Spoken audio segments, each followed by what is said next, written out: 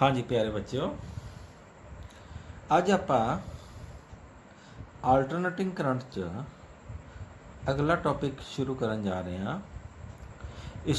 ਇਸ ਤੋਂ ਪਹਿਲਾਂ ਆਪਾਂ ਆਲਟਰਨੇਟਿੰਗ ਕਰੰਟ ਇਨ ਵੇਰੀਅਸ ਸਰਕਟਸ ਸਟੱਡੀ ਕੀਤਾ, ਫਿਰ series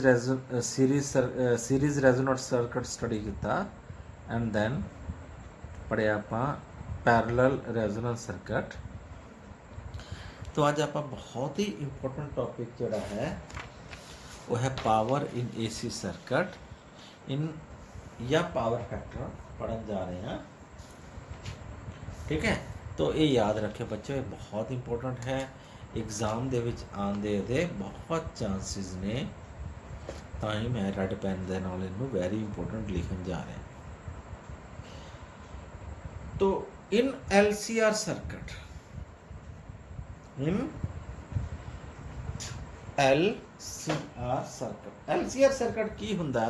A circuit which contains L means inductor, C means capacitor, R means resistance, and EMF E which is equal to E naught into sin of omega t, and current I is equal to I naught into sin of omega t plus phi. Let us suppose इन्हां दोहां दे विच LCR circuit दे विच phase difference कितना है? Phi है, मान लो। तो इंस्टंटेनियस पावर P पैर छोटा जा I लिख देने, means instantaneous EMF into instantaneous current. Value put कर देने दी, E दी वैल्यू है E नॉट, यदि वैल्यू लिख देना आई नॉट, ये कॉमन आ जाएगा, अंदर आ जाएगा sine of omega t plus sine of omega t multiplied by sine of omega t plus 5। ਹੁਣ ਇਹਦੇ ਚ ਕੀ ਕਰ ਰਹੇ ਆ ਆਪਾਂ? Sine of A plus B ਦਾ ਫਾਰਮੂਲਾ ਲਾ ਰਹੇ ਆ। ਤੁਹਾਡੇ ਯਾਦ ਹੋਏਗਾ ट्रिग्नोमेट्री आइडेंटिटी है sine A plus B is sin A cos B plus cos A sin B। तो sin omega t plus five ਦੇ ਵਿੱਚ ਉਹੀ आइडेंटिटी ला रहे हैं। तो इंस्टंटेनियस पावर की वैल्यू आ जाएगी E not I naught into sine of omega T into sine of omega T into cos of phi plus cos of omega T into sine of five. फिर अगे multiply कर देने sine omega two नूं ਇਹਦੇ ਨਾਲ। तो बच्चों अगे अपने को रिलेशन आ जाएगा ई नॉट आई नॉट बाहर आ जाएगा, कॉमन अंदर आ जाएगा। साइन ओमेगा टी नूं साइन ओमेगा टी ना मल्टीप्लाई करेगा sine square omega T into cos of phi plus अगे आ जाएगा sine omega T cos omega T into sine of pi. हाँ जी, इतने एक फार्मूला ला रहा है मैं, 2 ना मल्टीप्लाई करदा 2 ना डिवाइड करदा। तो सानू पता एक फार्मूला है 2 साइन A cos A का फार्मूला क्या है? Sine of 2A। ये फार्मूला इतने ला देना। ठीक है जी। तो इंस्टंटेनियस पावर का फार्मूला क्या बन गया? E naught I naught into sine square omega T into cos of phi plus इसका फार्मूला हो जाएगा sine of 2 omega T upon 2 into sine of five.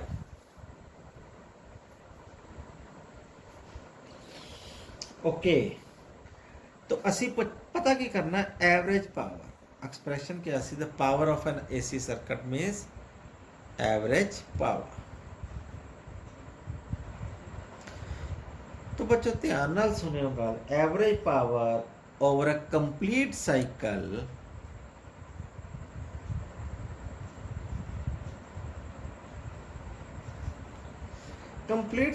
Average power P पैर च छोटा जा ए बी जी लिख सकते हैं।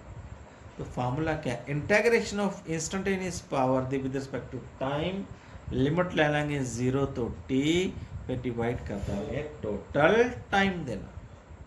ये है फार्मूला एवरेज पावर का। तो पी आई की वैल्यू इतने पुट कर देने, तो इंटीग्रेशन ले देने बच्चों, है ना। Let us see P average का फार्मूला क्या रह गया, 1/t बार रह जाएगा, इंटीग्रेशन 0 तो t, पी आई की वैल्यू पुट करन जा रहे हैं मैं, ध्यान नाल देखियो, E0 I0 ब्रैकेट शुरू sine square omega T into cos of phi plus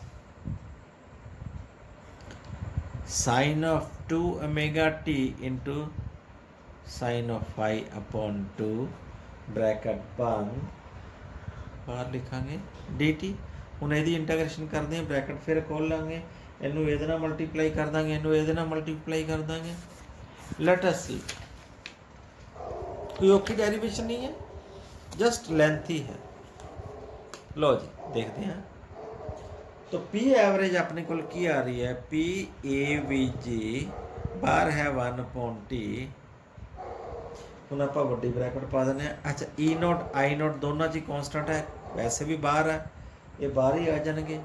ਇੱਥੇ ਮੈਂ ਲਿਖ ਦਿੰਦਾ E0 I0, ਫਿਰ ਵੱਡੀ ਬ੍ਰੈਕਟ ਪਾ ਦਿੰਦੇ ਹਾਂ।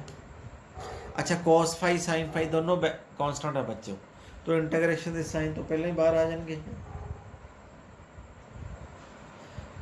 cos ऑफ फाई इंटीग्रेशन है 0 तो t, अंदर की रह गया साइन स्क्वायर ओमेगा टी, आ डी टी इतने मल्टीप्लाई कर देने डी टी प्लस आ 1/2 है, आ साइन फाई भी कांस्टेंट है, इन्हों बाहर कट देने इंटीग्रेशन तो बाहर आ जाएगा साइन 5/2, इंटीग्रेशन के अंदर क्या रह जाएगा 0 तो t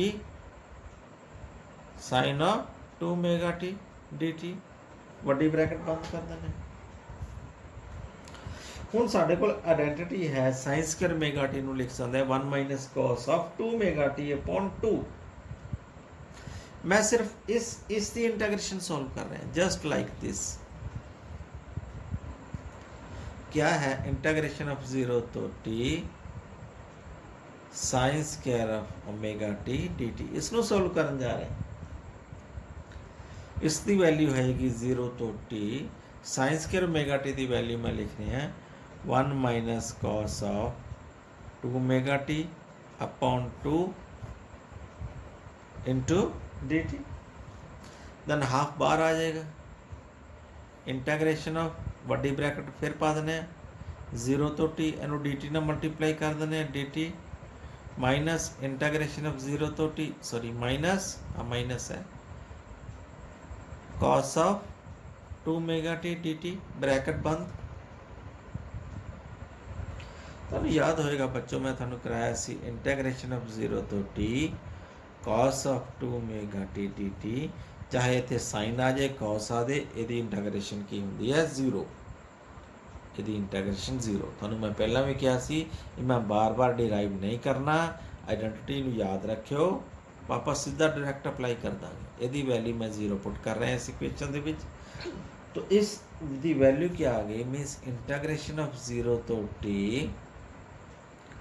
sine of square omega T D t की वैल्यू क्या आ जाएगी, यदि तो वैल्यू आ गई 0, यदि वैल्यू आ जाएगी t, अगला स्टेप होंदा upper limit minus lower limit, means capital T minus 0, यदि वैल्यू आ जाएगी t/2, तो साइन स्क्वायर ओमेगा टी की वैल्यू आ गई t/2। ओके, उसी तरह इंटीग्रेशन आप करांगे 0 तो t sine of 2 omega T D t. तुहानू याद होए मैं दोनों वैल्यूज दसिया सी, दोनों की वैल्यू 0 होंदी है, आ वैल्यूज इत्थे डायरैक्ट 0 पुट कर देंगे, आ तो सारी 0 हो जाएगी। साइन स्क्वायर ओमेगा टी की थां ते t/2 पुट कर देंगे। तो पी एवरेज की वैल्यू बच्चों शॉर्टकट की रह गई अपने कोल, ये तुम चेक करोगे, बाहर है E0 I0 upon t, E0 I0 upon t, इत्थे है cos ऑफ फाई ठीक है जी। ब्रैकेट दे विच साइन स्क्वायर ओमेगा टी की वैल्यू आप कढ़ ली है t/2 प्लस आदि इंटीग्रेशन 0 है तो ये आ जाएगा 0। ओके, तो यार आ जाएगा E0 I0 upon 2 into cos of phi into t/2। तो टी ना टी कट जाएगा, है ना। ये आएगा E0 I0 upon t into cos of phi into t/2। T ना टी कट गया, राइट। तो पी एवरेज की वैल्यू मेरे को क्या रहेगी, let us see. P average की वैल्यू रहेगी बच्चों E0 I0 upon 2 into cos of phi. तुम चेक कर सकते E0 I0 अपॉन 2 मैं इतने बाहर काट लिया इंटू कॉस ऑफ फाई, क्योंकि मल्टीप्लाई सी ना t/2। तो की लिख सकता मैं, P average value is equal to मैं लिख सकता EV upon √2 into sorry E0 upon √2 into I0 upon √2 into cos of phi. मैं लिख सकता EV अपॉन E0 अपॉन √2 की वैल्यू EV लिख सकता virtual value. Similarly I0 upon √2 की वैल्यू IV लिख सकता। तो P एवरेज अपने को आ जाएगा बच्चों, ध्यान नाल सुनियो, EV into IV into cos of pi. तो this is called EV into IV is called, ध्यान नाल सुनियो, बहुत इंपॉर्टेंट गल है, this is called virtual power, क्योंकि वर्चुअल EMF ਨੂੰ ਅਸੀਂ वर्चुअल करंट ਨਾਲ मल्टीप्लाई करते हैं तो वर्चुअल पावर आएगी। And cos phi is called की कहते हैं ਅਸੀਂ पावर फैक्टर। ठीक है जी। तो दिस इज वेरी इंपॉर्टेंट, इस गल को ध्यान च रखियो। स्पेशल केस कर देते हैं। What are the special cases? Case number 1, if phi is equal to 0 then cos of 0 की वैल्यू होती है 1। then P average is equal to EV into IV into cos of 0, cos 0 1 होती है, EV into IV। तो P average ਨੂੰ ਆਪਾਂ ਕਹਿੰਦੇ ਆ ट्रू पावर, याद रखो इसनों भी, true power is equal to virtual power.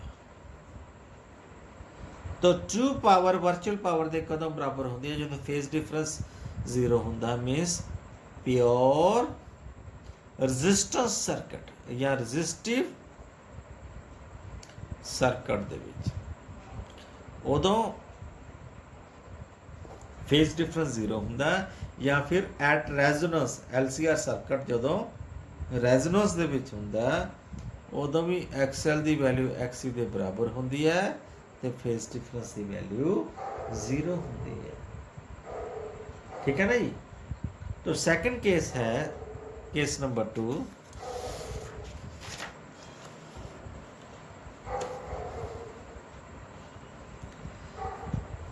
In case of pure inductor circuit, pure inductor only,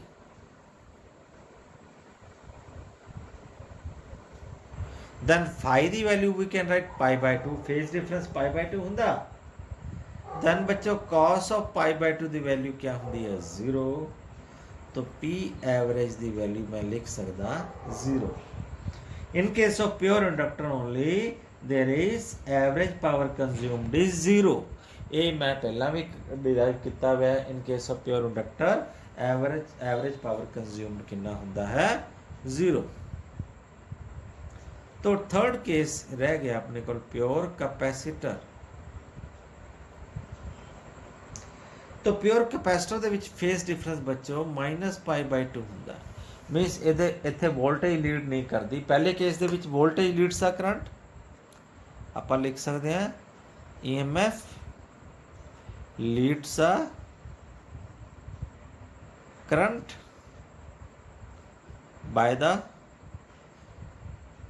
face of π/2 और 90 डिग्री। इस केस की लिखेंगे EMF lags behind the current, EMF lags behind the current by a phase of π/2 ਤਾਂ ਹੀ -π/2 ਲਿਆ। तो cos of -π/2 ਦੀ value ਵੀ ਬੱਚੋ 0 ਹੁੰਦੀ ਹੈ।